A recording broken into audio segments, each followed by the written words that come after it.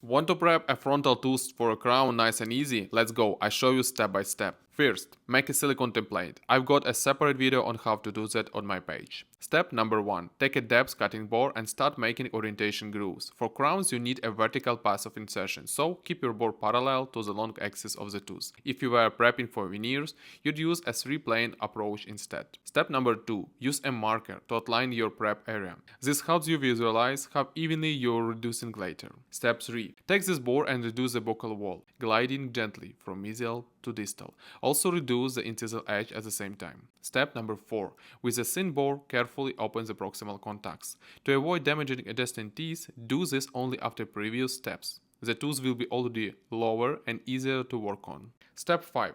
Take this bore and move to the lingual palatal side. Good ergonomics and mirror control are super important here. Step 6. Take a green 018 or 016 bore and create a smooth, even chamfer margin. Focus on long, flowing motions. Step 7. Repeat the margins refinement using a red bore to smooth it out. And step number 8. Time to polish. I like to use this to smooth out any sharp edges or irregularities. And done, easy right? Follow my page for more real-world practical dental tips.